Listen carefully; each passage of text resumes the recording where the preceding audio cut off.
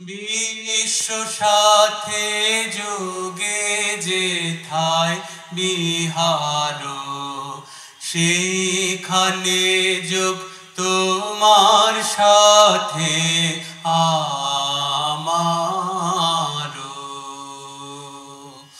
বিশ্ব সাথে যোগে যেথায় বিহার, নয় বনে নয় বিজনে, নয় আমার আপন মনে, নয় বনে নয় বিজনে, নয় আমার আপন মনে, সবার যেথায় আপন তুমি হে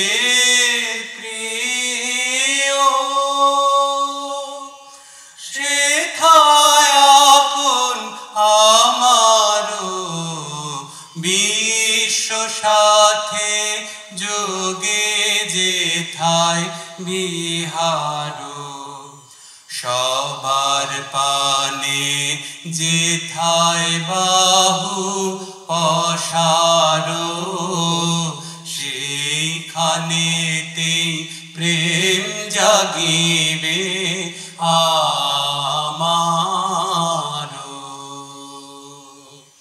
সবার পানে যেথায় বাহু অসার, সেইখানেতে প্রেম জাগিবে আমার। গোপনে প্রেম রয় না ঘরে, আলোর মতো ছড়িয়ে পড়ে। গোপনে প্রেম রয় না ঘরে, আলোর মতো ছড়িয়ে পড়ে। সবার তুমি আনন্দ ধন হে প্রিয়, আনন্দ সে আমার। বিশ্ব সাথে যোগে যেথায় বিহার, সেইখানে যোগ তোমার সাথে আমার। বিশ্ব সাথে যোগে যেথায় বিহার, যেথায় থাকে, যেথায় থাকে সবার অধম দিনের হতে দিন, সেইখানেতে চরণ তোমার রাজে। সবার পিছে সবার নিচে, সভারাদের মাঝে যেথায় থাকে, যেথায় থাকে সবার অধম দিনের হতে দিন, সেইখানেতে চরণ তোমার রাজে। সবার পিছে সবার নিচে, সভারাদের মাঝে যেথায় থাকে। যখন তোমায় প্রণাম করি আমি, প্রণাম আমার কোনখানে যায় আমি। যখন তোমায় প্রণাম করি আমি, প্রণাম আমার কোনখানে যায় আমি। সেথায়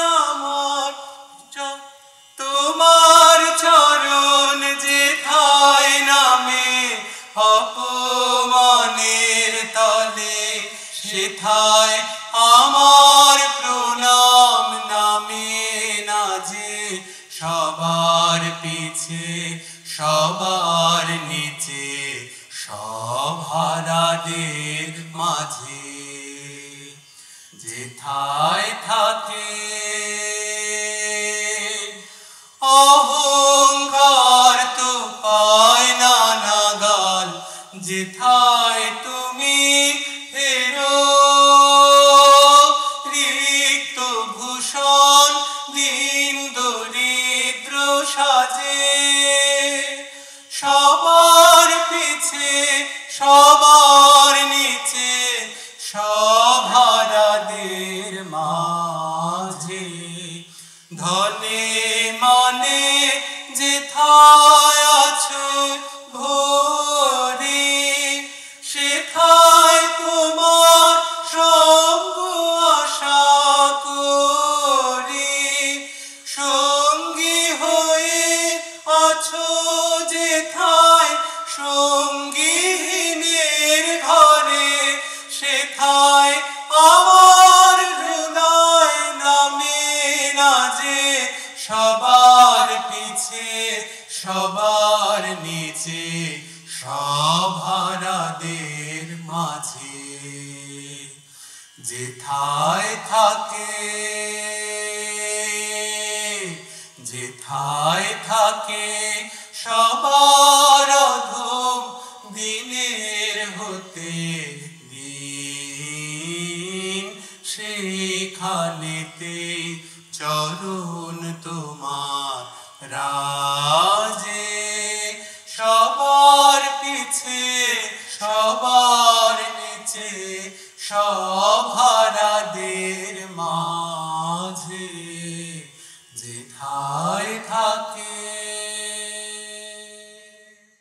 আমার মুক্তি আলোয় আলোয় এই আকাশে আমার মুক্তি আলোয় আলোয় এই আকাশে আমার মুক্তি আলোয় আলোয় আমার মুক্তি ধুলায় ধুলায় ঘাসে ঘাসে এই আকাশে আমার মুক্তি আলোয় আলোয় দেহ মনে সুদূর পারে হারিয়ে ফেলি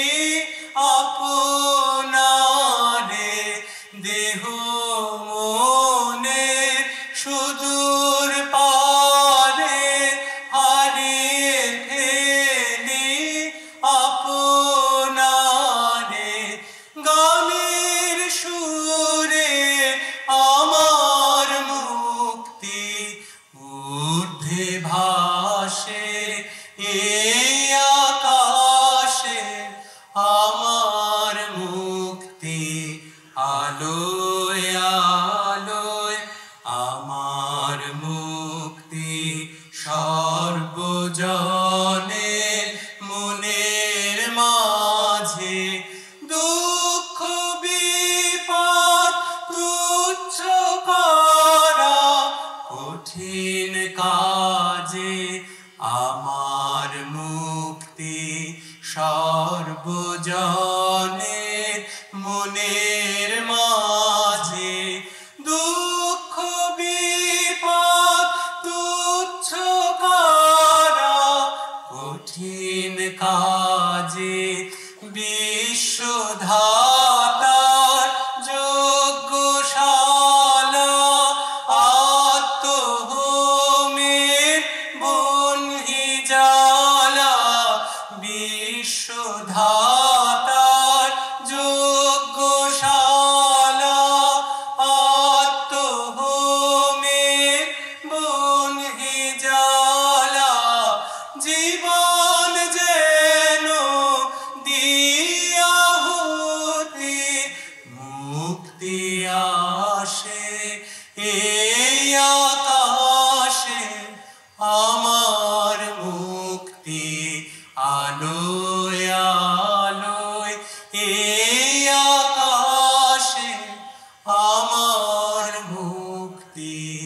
আলোয় আলোয়। আমরা শ্রী সুকান্ত চক্রবর্তী এবং শ্রী অভিজিৎ মজুমদারের কণ্ঠে তিনটি রবীন্দ্র গান দিয়ে আজকের জন্মশতবর্ষের অনুষ্ঠানের সূচনা করলাম। আমি অনুরোধ করব এদের দুজনকে সামান্য কিছু স্মারক দিয়ে বরণ করে নেওয়ার জন্যে।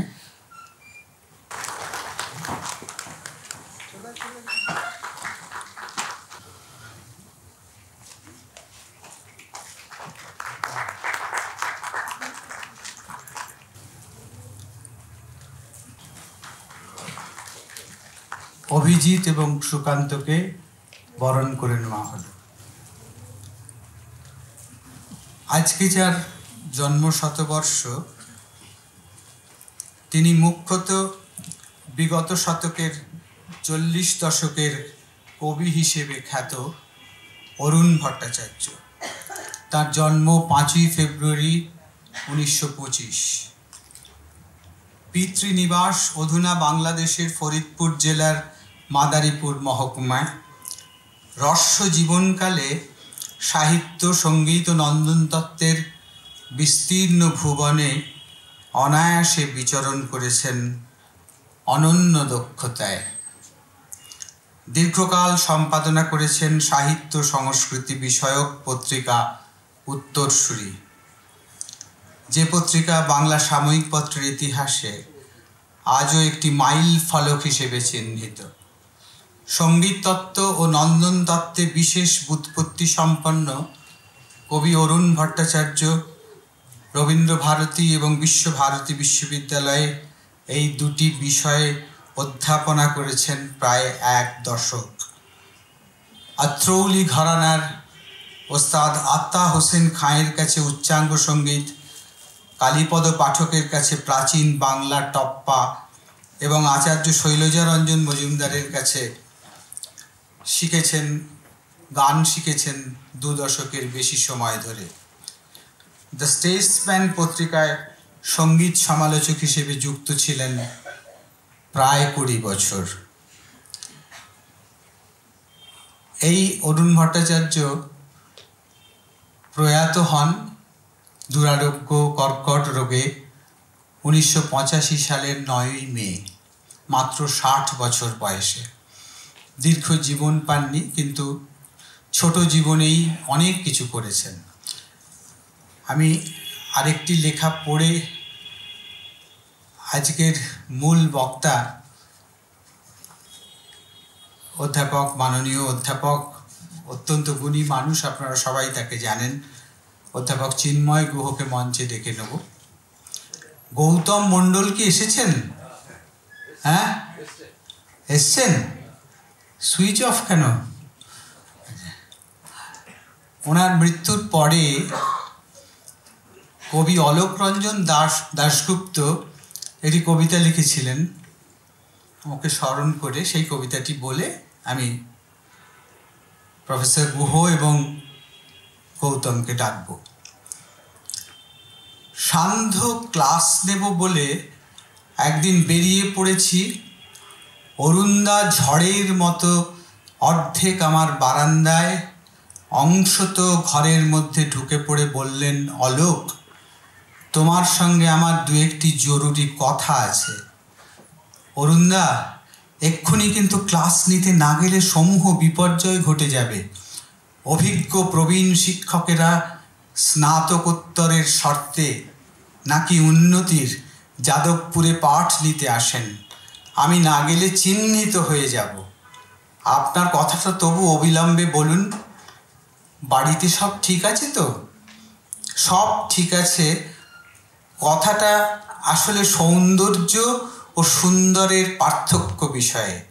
আরেকদিন সেই মর্মে আলোচনা করা যাবে বলেই চকিতে মিলিয়ে গেলেন শূন্যে। যেমন সন্ধানী ঝোড়ো হাওয়া শাল বনে ধ্রুপদী ধৈর্য খুঁজে পেয়ে যায়, সেই মতো। সুন্দর অপেক্ষা জানে, সুন্দর অপেক্ষা করতে জানে। সেমেস্টার শেষ, যত বিভাগী বউল ঝরেছিল চয়ন করেছে কেউ। প্রাক্তন ছাত্রেরা যথারীতি আচার্য প্রতিম হয়ে নিযুক্ত এক একটি বিদ্যাপীঠে। সেটা কি সাফল্য নাকি গূঢ় সার্থকতা? আগমনী সূচিত হওয়ার মুখে বিজয়ার পোস্টকার্ড কিছু এসে গেছে। নবমীর প্রাক্কালে উত্তর দিতে হবে। বিবেকে বিপুল আর্ত। অরুণদার খোঁজ খবর নেই। দক্ষিণেশ্বরের পথে তাঁর বাড়ি। শুভার্থী আমার ডক্টর বিজয় দেব। তাকে ধরে সেখানে একদিন যাব করছি, কিন্তু জংধরা সংকল্পের গায়ে অকাল শিশির ঝরে। পুনর্বার সেমেস্টার শুরু। হঠাৎ ভোরের দিকে অরুণদা হাজির। চোখ বুজে উদ্ধার করলেন দেখি আমার অক্ষম 5-6 লাইন। বাছুরের খুরে যতটুকু ধুলো ওঠে তার বেশি নয়। উৎসর্গের আগে মহিষের কণামাত্রিক দুশিংয়ের মধ্যবৃত্তে যেটুকু চন্দ্র ধরে তার বেশি আমি কাজে না লাগিয়ে দেখি আনন্দ বলে কাকে। আমি যত ঋতবাক স্মৃতিশিল্পী ততই বাংময়। আমার বক্তব্য তুমি মিতাক্ষরে ধরেছ অলোক। সৌন্দর্য প্রকৃতপক্ষে প্রাকৃত ব্যাপার। আমাদের পরিণামী লক্ষ্য হল সুন্দর, যা আনন্দেরই এক প্রতিশব্দ। অবশ্য এভাবে বললে সরলীকরণই করা হয়। তুমিও তো ইমানুয়েল কান্ট পড়েছ। তিনি বলে গিয়েছেন উত্তরণ আমাদের শুধু ছুঁয়ে দেয়, পক্ষান্তরে সুন্দর জায়গায় টানা পড়েন। এই জায়গাটায় এসে কান্টও খুব হাবুডুবু খেয়ে বললেন, একদা এই বিশ্বের সুষমাকেই লোকে বলতো সুন্দর। আমি মনে করি শিল্পকেই আজ যথার্থ সুন্দর বলে আখ্যা দেওয়া যায়। যাই হোক, আমি বলতে চাই তুমি আর আলোক সরকার শিল্পের সুন্দরে আর অতীন্দ্রিয়তায় থেকে যেও। প্রায় 3 দশক আগে এই মন্ত্র মর্মরিত ছিল। ওর মধ্যে অরুণদা দেহান্তরিত। আলোক এখনো শাশ্বতের অন্তরঙ্গ। আর আমি গালফ যুদ্ধের অভিঘাতে কিছুতেই অপীড়িত থাকতে না পেরে সমকালীনতাকেও কবুল করেছি। কালান্তরে চিড় খেয়ে সুন্দরের মোমের মাঝখানটা ঝলসে গিয়ে দুদিক বিচ্ছিন্ন হয়ে গেছে, কেউ আগেকার মতো। বন্ধুর কবিতা শুনতে ছুটে যায় না। নিজের কবিতা পড়া হলেই কবি সম্মেলন ছেড়ে দিয়ে কোথায় এসে চলে যায়। আমার এ উচ্চারণ জানি 20 শোনাবে, তাই কথাটা ঢেলে সাজিয়ে বলি, সবটাই ক্ষয়ে যায়নি। এখনো প্রলয় নেমে এলে চোখে পড়ে যায় উদ্বৃত্ত রয়েছে পারমিতা। সুনামির পরে দেখো সঙ্গবদ্ধ হয়েছে পৃথিবী। যারা স্বার্থপর ছিল এখন একান্নবর্তিতাই তাদের অন্তিম স্বপ্ন। যদিও বা এখানে ওখানে দুরাত্মার হাত যশে ঘটে যায় তহবিল চুরি, সেই ব্যতিক্রম কোনো সত্য নয়। এবং কবিতা সৌন্দর্য পেরিয়ে গিয়ে বাঁধা পড়ে সুন্দরের টানে। অরুণ ভট্টাচার্য আমার একজন পূর্বসূরি। এখন আমাদের আজকের কার্যক্রম শুরু করব। আমি শ্রী গৌতম মণ্ডল এবং প্রফেসর গুহ, অধ্যাপক মাননীয় চিন্ময় গুহকে মঞ্চে আসার জন্য অনুরোধ করছি। আমি প্রথমেই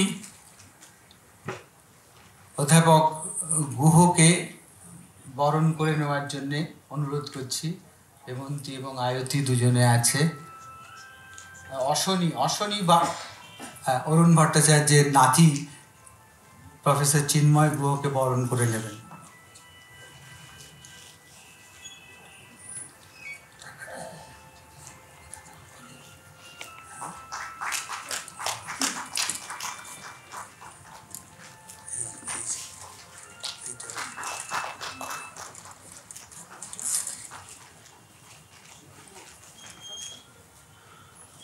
এবার শ্রী গৌতম মণ্ডলকে বরণ করে নেওয়া হচ্ছে।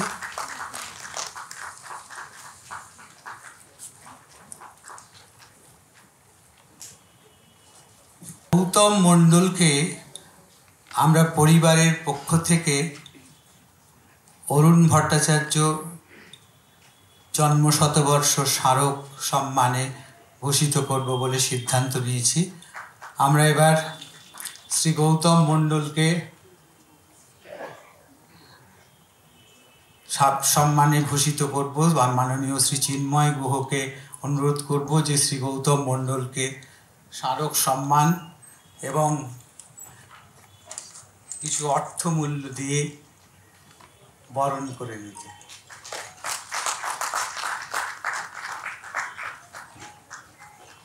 আড়ালে থাকা কবিদের প্রতি দীক্ষিত পাঠকের মনোযোগ তৈরি করতে ও কবিতায় একটি অদ্ভুত শব্দ ব্যবহার করেছেন গৌতম, সিন্ডিকেট রাজের অবসান ঘটানোর লক্ষ্য নিয়ে 1996 সালে ত্রৈমাসিক কবিতা পত্রিকা রূপে আদম আত্মপ্রকাশ করে, কিন্তু অচিরেই পত্রিকাটি অনিয়মিত হয়ে পড়ে। প্রথম দিকে পত্রিকা কলেবরে ছোট হতো, কিন্তু প্রতি সংখ্যাই হতো সাধারণ সংখ্যা। পরবর্তীকালে অনেক সময় সাধারণ সংখ্যার ভেতরে প্রণয়পত্র অন্তর্ভুক্ত হয়।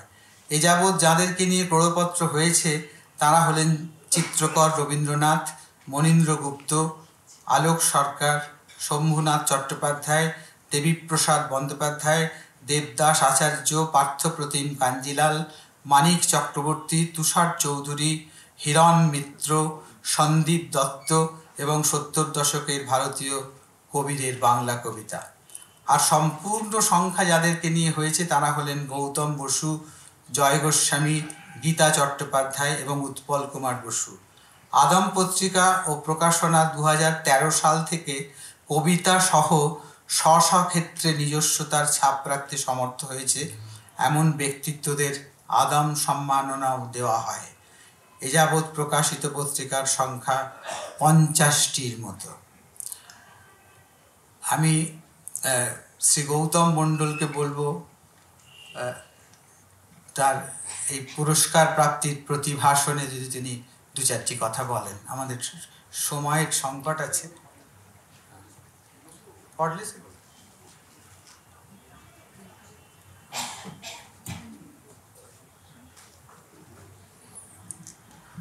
শুভ সন্ধ্যা, সকলকে আমার অভিবাদন জানাই। আদম তার একটি কলেজ স্ট্রিটে দপ্তর রয়েছে ঠিকই, কিন্তু এটি একটি মফস্বলের পত্রিকা। তাই মফস্বলের একটি পত্রিকাকে এই রকম গুরুত্বপূর্ণ একটি পুরস্কার বা সম্মাননায় ভূষিত করায় আমি খুবই আপ্লুত। আমি আরও বেশি আপ্লুত যে এই পুরস্কারের সঙ্গে নাম জড়িয়ে রয়েছে অরুণ ভট্টাচার্যের মতন একজন প্রিয় কবি এবং সম্পাদকের। আমরা যখন কবিতা পত্রিকা শুরু করেছিলাম তখন চেয়েছিলাম, একটু আগে আপনারা শুনলেন যে অনুপদা বললেন যে আড়ালে থাকা কবিদের কবিতা বা তাদের চিন্তাভাবনা, সাক্ষাৎকার এসব প্রকাশ করার জন্যই আমরা পত্রিকাটা প্রকাশ করতে চেয়েছিলাম। আমাদের স্বল্প ক্ষমতা এবং স্বল্প লোকবলকে ভিত্তি করে আমরা কাগজটা প্রায় 30 বছর ধরে করছি। তো এই 30 বছরে যে আমাদের যা কিছু করার তা করতে পেরেছি তা নয়, অনেক অসঙ্গতি থেকে গেছে। তা সত্ত্বেও আজকে ঋতরাজ প্রকাশন এবং অরুণ ভট্টাচার্য স্মরণ সমিতি থেকে যেভাবে আমাদেরকে নির্বাচিত করে একটি মর্যাদার আসন দেওয়া হলো, তার জন্য এই কমিটির সকল সদস্যের কাছে আমি কৃতজ্ঞতা প্রকাশ করছি। আমি অরুণ ভট্টাচার্য সম্পর্কে এবার 2-1টি কথা বলবো। এরপরে আমাদের প্রিয় প্রাবন্ধিক এবং ফরাসিবিদ চিন্ময় গুহ রয়েছেন, তিনি অনেক বিদগ্ধ কথা বলবেন, আবার কথা হয়তো খুবই সামান্য মনে হবে। অরুণ ভট্টাচার্যের কবিতা পড়তে গিয়ে যেটা মনে হয়েছে যে তিনি তার কবিতায় সেই অর্থে কোনো নাটকীয়তা নেই, সেই অর্থে কোনো চমক নেই, আলাদা করে হয়তো ভালো লাগবে না, কিন্তু যদি পড়া হয়, বারবার পড়া হয়, তাহলে দেখা যাবে তার ভেতরে একটা গভীর জায়গা রয়েছে, গভীরতর জায়গা রয়েছে, একটা বেদনাবোধের জায়গা রয়েছে। গহন জলের ভেতরে যেমন একটা স্রোত থাকে, ঠিক সেই রকম স্রোতের কবিতা হচ্ছে অরুণ ভট্টাচার্যের কবিতা। কিন্তু সেই স্রোত আধুনিকতাবাদীদের যে ক্ষয় বা কপ বা ডিজেল তা কিন্তু বহন করে না, তা বহন করে আনন্দকে, তা বহন করে স্থিরতাকে, তা বহন করে ধ্যানমগ্নতাকে। তিনি তার পত্রিকায় বিভিন্ন নিবন্ধে এবং সম্পাদকীয়তে, এমনকি একবার প্রচ্ছদেও লিখেছিলেন যে 30-এর দশকের পরে যারা কবিতা লিখতে আসছেন তারা এবার র্যাবো, বদলেয়ার এদের কাছ থেকে ফিরে এসে আপনারা নিধুবাবু, রামপ্রসাদ এদিকের দিকে তাকান। তার কারণ 30-এর দশকের কবিদের যদি আমরা লক্ষ্য করি, তার পরবর্তীকালে জীবনানন্দ দাশ এবং অমিয় চক্রবর্তী ছাড়া আর বাকি যে সমস্ত মান্য কবি রয়েছেন তাদের অনেকের কবিতায় ক্ষয়ের চিহ্ন যত বেশি দেখা যায়, তার তুলনায় কিন্তু ধ্যানের চিহ্ন, মগ্নতার চিহ্ন বা স্থিরতার চিহ্ন তুলনামূলকভাবে কম দেখা যায়। কিন্তু অরুণ ভট্টাচার্য মনে করতেন যে একটা কবিতা তখনই সার্থক হবে যখনই সেটা শেকড়ের দিকে যাবে, স্বদেশের দিকে যাবে, দেশজ চেতনার দিকে যাবে। দেশজ চেতনা বা শেকড় বর্জিত কোনো কবিতা স্থায়ী আসন পেতে পারে না। তার মধ্যে নিশ্চয়ই আধুনিকতা থাকবে, কিন্তু তার শেকড় বর্জিত হবে না। তো এটি একটা খুব তাত্ত্বিক জায়গা এবং খুবই একটা মান্য জায়গা, আমরাও এই জায়গাটাকে স্বীকার করি। অরুণ ভট্টাচার্যের কবিতার কথাকে যদি আলাদা আলাদাভাবে বিবেচনা করতে হয় তাহলে অনেক পরিসর দরকার, আমি সেদিকে যাচ্ছি না। তার যে কাব্যগ্রন্থগুলো রয়েছে সেটাকেও যদি আমরা দেখি, তার প্রথম কাব্যগ্রন্থের নাম সায়াহ্ন এবং শেষ কাব্যগ্রন্থের নাম আমাদের খেলাঘর। সাধারণ, চারিদিকে খেলাঘর। সাধারণভাবে দেখতে গেলে মনে হবে খুব সাধারণ একটা নাম, যে নামের ভেতরে একটা চটক থাকে, চমক থাকে, যা দেখলে আকর্ষিত হয়। এইরকম নামই তো আমরা দিতে অভ্যস্ত। তার মানে তো এ নয় যে অরুণ ভট্টাচার্যের শব্দের যে সীমা সেটা অনেক সীমিত, তা তো নিশ্চয়ই নয়। তার কারণ তিনি বিশ্বাস করতেন না চটকে, তিনি বিশ্বাস করতেন না চমকে, তিনি বিশ্বাস করতেন না নাটকীয়তাতে। তিনি বিশ্বাস করতেন কবিতার যে নিজস্ব জায়গা, কবিতার যে ভূমি, সেই কবিতা যেন কবিতা বর্জিত না হয় এবং তার ভেতরে যেন অন্যান্য উপাদান না এসে কবিতাকে জাঁকজমক করে তোলে। এইটা আমার মনে হয়েছে। কিন্তু তিনি তো শুধু কবি ছিলেন না, একই সঙ্গে তিনি ছিলেন একজন অত্যন্ত দক্ষ সম্পাদক। অনেক ক্ষেত্রে সম্পাদনার সঙ্গে কবিতার একটা বিরোধের জায়গা থাকে। অনেক বড় বড় সম্পাদক কবিতা লিখতে গিয়ে কিন্তু ব্যর্থ হয়েছেন, অর্থাৎ সম্পাদনা করতে গিয়ে তার মনোযোগের জায়গাটা হয়তো নষ্ট হয়েছে। কিন্তু 118টি সংখ্যা প্রকাশ করার পরেও এবং প্রায় প্রতিটি সংখ্যা সিরিয়াস হওয়া সত্ত্বেও অরুণ ভট্টাচার্য কম কবিতা হয়তো লিখেছেন, কিন্তু যেটুকু লিখেছেন সেখানে কবিতার জায়গা থেকে, কবিতার ধর্ম থেকে তিনি চ্যুত হয়েছেন বলে মনে হয় না। তাই অরুণ ভট্টাচার্য যত বড় একজন কবি, ঠিক তত বড় একজন সম্পাদক। কিন্তু শুধু কি কবি বা শুধুই কি সম্পাদক? আমার মনে হয় তার আরও পরিচয় রয়েছে। তিনি একজন সঙ্গীত তাত্ত্বিক। তার অল্প বিস্তর যদি কিছু নিবন্ধ রয়েছে, আজকেও হয়তো একটা বই প্রকাশিত হবে, সেগুলোতে আমরা সঙ্গীত সম্পর্কে তার অনেক ব্যাখ্যা পাই। তিনি একজন অবশ্যই সঙ্গীত তাত্ত্বিক এবং চিন্তক না হলে কখনোই তিনি বলতে পারবেন না যে আপনারা এবার বদলেয়া র্যাবত থেকে নিজেদের ফিরিয়ে আনুন স্বদেশের দিকে, শেকড়ের দিকে। তাই আমি মনে করি অরুণ ভট্টাচার্য হচ্ছে একজন ভার্সেটাইল প্রতিভা এবং 40-এর দশকে যাদেরকে খুব গুরুত্বপূর্ণ কবি বলে মনে করা হয়, অরুণ ভট্টাচার্য সেই একই জায়গাতে বসার দাবি করে। যদিও কেন জানি না তার যে জায়গাটা পাওয়া উচিত ছিল কবি হিসাবে ততটা মূল্যায়ন হয়তো হয়নি। এক্ষেত্রেও বাংলা বাজারের একটা ব্যাপার রয়েছে, যে কবিরা একই সঙ্গে সম্পাদনা করে এবং দুটোতেই দক্ষ, তাদেরকে আলাদা করে সম্পাদক হিসাবে চিহ্নিত করে দেওয়া হয়। এটাও এক ধরনের হয়তো রাজনীতি, এক্ষেত্রে হয়েছে কিনা আমি জানি না। কিন্তু অরুণ ভট্টাচার্যের কবি হিসাবে যে জায়গাটা প্রাপ্য ছিল, হওয়া উচিত ছিল, সেই জায়গাটা হয়েছে বলে আমি মনে করি না। তার আরও প্রাপ্য জায়গা রয়েছে এবং এই অরুণ ভট্টাচার্যের নামের সঙ্গে আদমের নামটাও যুক্ত হয়ে যাওয়াতে আমি এই পরিবারের কাছে চিরঋণী হয়ে গেলাম। এবং আমাকে অনুপদা বাউন্সার দিয়ে রেখেছেন যে বেশিক্ষণ বলা যাবে না। রয়েছেন চিন্ময় গুহ, তিনি আপনাদের সামনে অনেক নতুন দিগন্ত খুলে দেবেন। আমি আর কিছু বলছি না, ধন্যবাদ। শ্রী গৌতম মণ্ডলকে ধন্যবাদ এবং অভিনন্দন আজকে সম্মানিত হওয়ার জন্যে। এখন একটা ছোট্ট কাজ ছেড়ে নিয়ে আমি অধ্যাপক গুহর কাছে চলে যাব। প্রায় 50 বছর আগে অরুণ ভট্টাচার্য একটি তার কবিতা যাপনের স্মৃতিকথা লিখেছিলেন, কবিতার ভাবনা বলে। সেই স্মৃতিকথা বা যেমন কবিতা যাপনের কথা, সেই বইটি উনি খুব দ্রুত তো ওনার শেষ হয়ে গেলেন, চলে গেলেন। বইটি খুব প্রচারিত নয়, সেই জন্য আমরা এবারে নতুন করে এই অনুষ্ঠানকে কেন্দ্র করে বইটি আবার পুনর্মুদ্রণ করেছি। সেই বইটি এখন একটু আমরা প্রকাশ করব। আমি আমার বিশিষ্ট বন্ধু এবং প্রবীণ এবং অত্যন্ত সম্মানিত কবি শ্রী সুধীর দত্তকে একবারটি স্টেজে আসতে অনুরোধ করছি। বইটি 3 জনে মিলে তোমরা একটু উদ্বোধন করো একসঙ্গে। আজকের এই অনুষ্ঠানের কে মনে রেখে আমরা আজকে এটা লঞ্চিং যাকে বলে সেটা করলাম। 1 মাসের মধ্যে থেকেই কলকাতায় বিভিন্ন জায়গায় পাওয়া যাবে, অক্ষর প্রকাশনীতে বিশেষ করে, এবং অন্যান্য যে বইয়ের আউটলেট আছে সেখানে পাওয়া যেতে থাকবে। আমরা বিজ্ঞাপন দেব, বিজ্ঞাপনেও দেখা যাবে। এটা এখন যেভাবে দেখাচ্ছি সেটা একটা হার্ড কভার হবে, একটু অন্যরকমভাবে হবে। এই বইটি 75-76 সালে কবির প্রকাশ করেছিলেন, 50 বছর আগে।